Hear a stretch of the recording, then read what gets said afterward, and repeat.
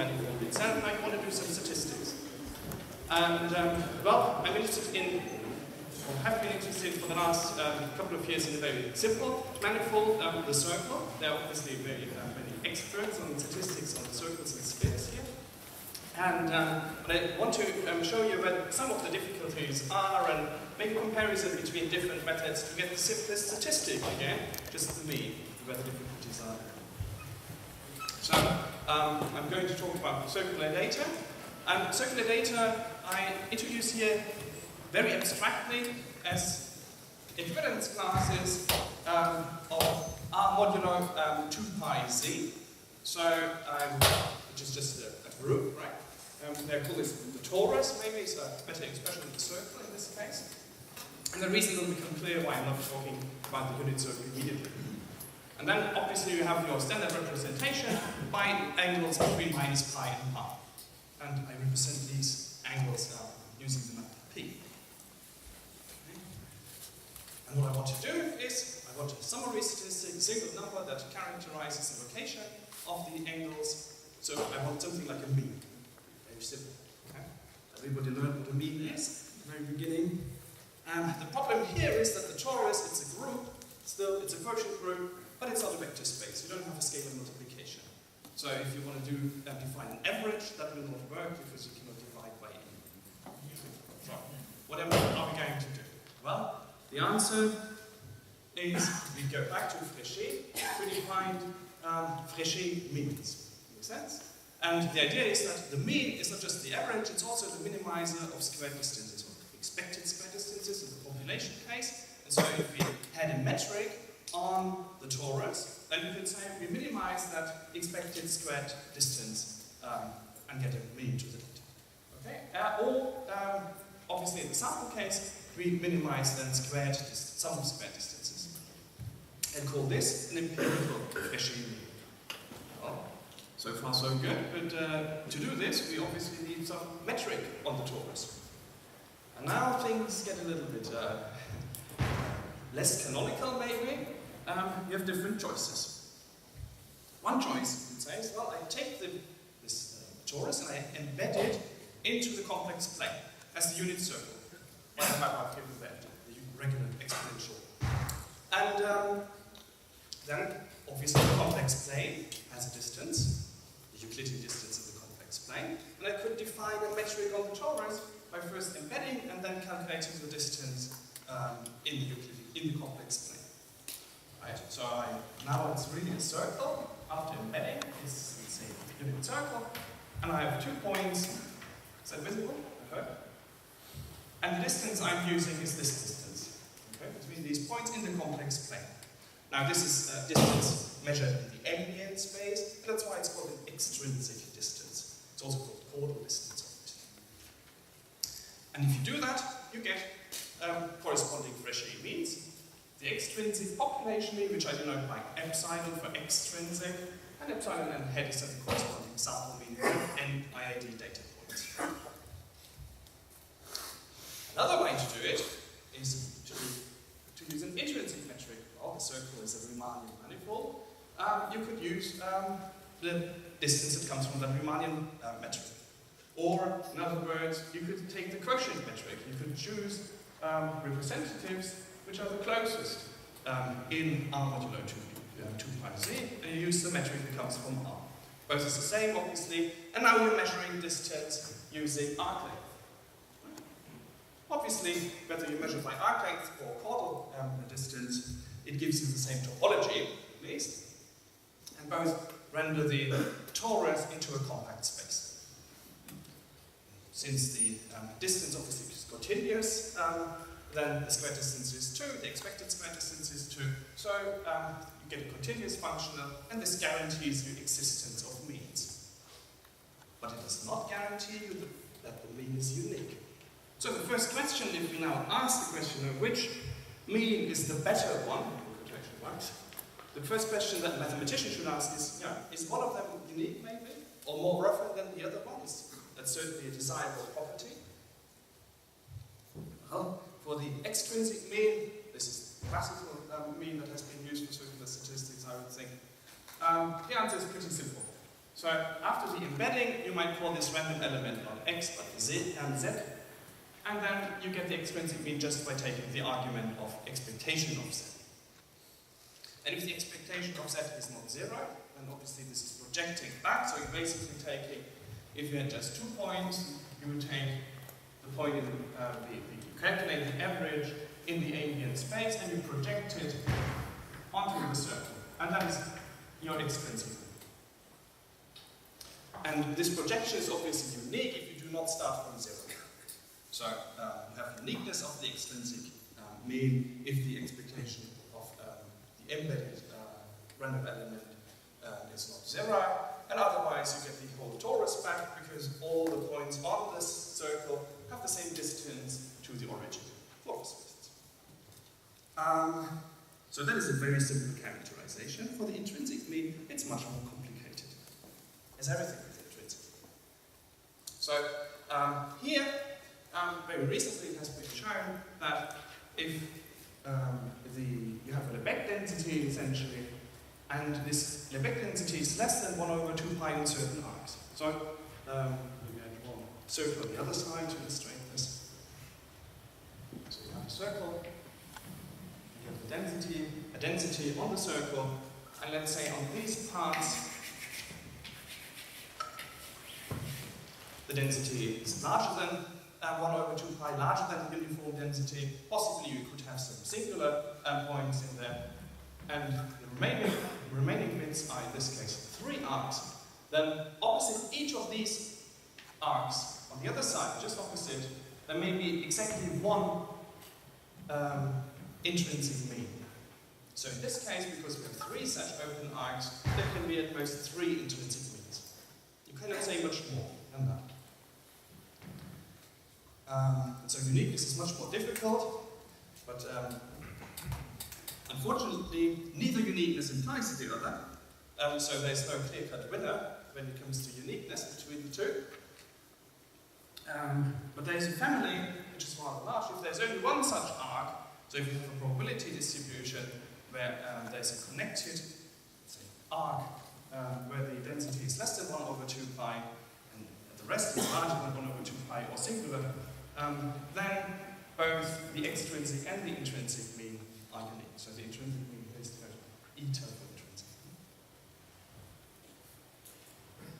Okay, no clear winner here.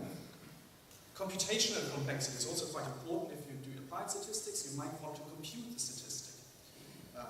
And so for the extrinsic mean, as I said, it's very simple. You compute the average in the ambient space, and then you project it back by taking the argument.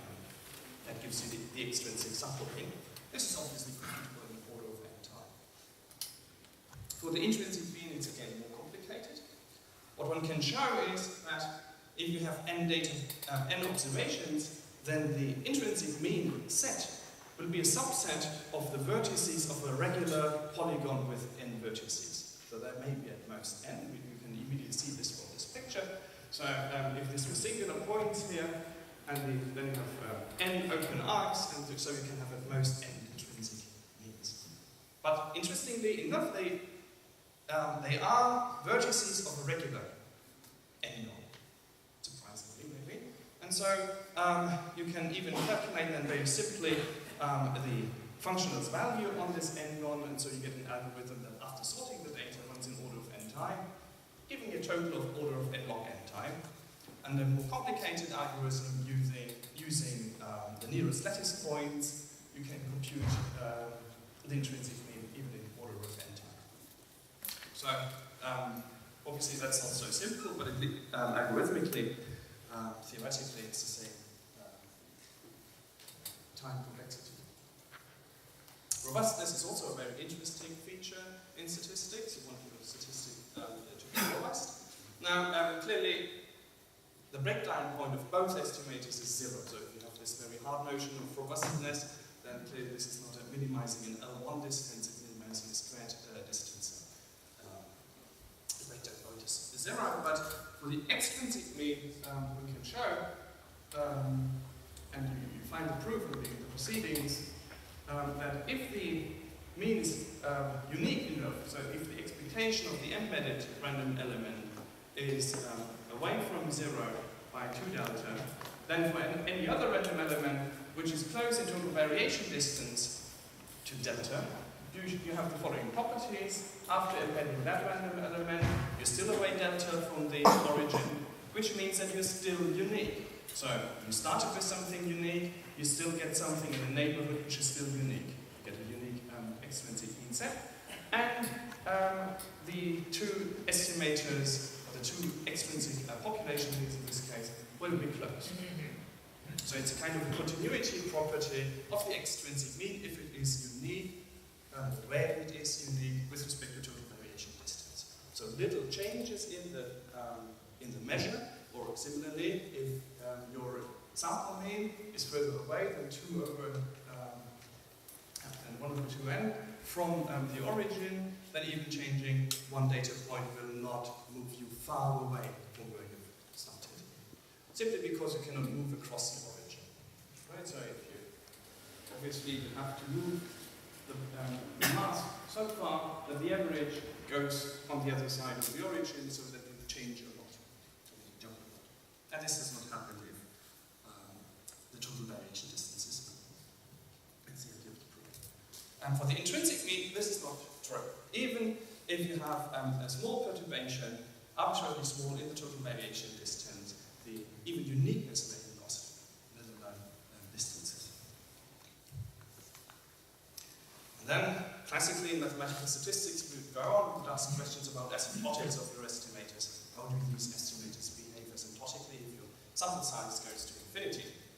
And well, for Fréchet means in general, it has been shown by Hotz in 1977 and later by Bhattacharya and Bhattacharya, using a little bit different notions of what it means to be a consistent estimator if you have a set value estimator, that Fréchet means in general are consistent estimators.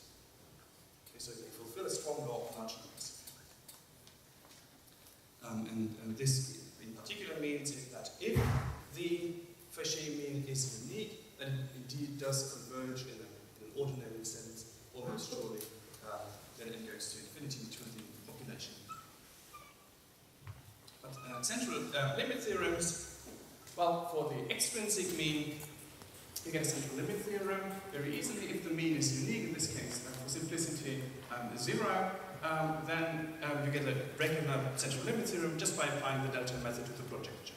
The projection is unique, it's obviously differentiable, so you get your central limit theorem using that.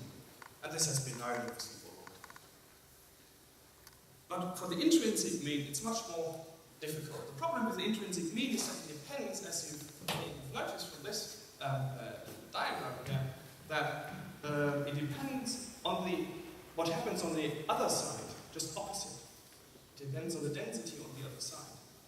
And so the only known central limit theorems for intrinsic means always assume that there is no mass at all. There's a whole neighborhood on the other side where there is no mass. Then you can prove a central limit theorem easily. Bhattacharya and Bhattacharya have shown that in general for many data of manifolds. But before 2011, no one knew what was happening, I think, on the circle. And we could show that if the density on the other side, so assuming that the intrinsic mean is 0 and unique, then on the other side that's minus pi, my representation, the density is smaller than 1 over 2 pi and continuous there. Then you get a regular central limit theorem, and the variance depends on the density on the other side. So if this approaches 1 over 2 pi, then no longer does this central limit theorem hold. And actually, if it approaches 1 over 2 pi, say quadratically, so here's minus pi, 1 over 2 pi, and your density is something like that, and you reach 1 over 2 pi, then one can see, and you find the exact statement in the proceedings, that you have a slower rate of convergence there. You still get a central limit theorem, but you have to adapt for the slower rate of convergence, depending on how many derivatives vanish there. It gets slower and slower. So now, mathematical statisticians will ask, well, I know about the asymptotics, and I know that when you fulfill central limit theorems, what about relative efficiency? What is the ratio of the asymptotic variances of the two estimators. Which one is the better one? Which one needs fewer data to obtain the same kind of variance? This is a sensible question to ask, since both means commute with translations. So obviously, if you translate the data first, compute the mean afterwards, or first compute the mean and then translate is the same. So if you're thinking of a location family of distributions, then both are estimating the shift, essentially. So it's really reasonable to ask if they both estimate somehow the same quantity, if you like, which one has smaller variance. Well, obviously you have to look at a certain class of distributions over which this should hold. And so let's take the class of distributions that has an even Lebesgue density on the interval minus pi. So it's non-decreasing first, and then it's non-increasing. Obviously afterwards its maximum is at 0, so it's a unimodal density on the circle. Okay. If we have such a density, then, by what I've told you before, both means are unique, and they are 0. And now what happens with the asymptotic variance? The asymptotic variance of the intrinsic sample mean, as compared to the extrinsic sample mean, may be infinitely smaller, which means that you can win infinitely much. There is some distribution here, which, or for any ratio, there's some distribution here where you can gain as much as you like by using the intrinsic mean. That's a bit surprising, maybe. I'm surprised, at least. Whereas on the other way around, you cannot gain as much if you use the extrinsic mean. You can gain at most a factor of 2 pi squared, which is roughly 20. So, from a relative efficiency point of view, it seems that if you have a unimodal density, it should be advisable to use the intrinsic mean. So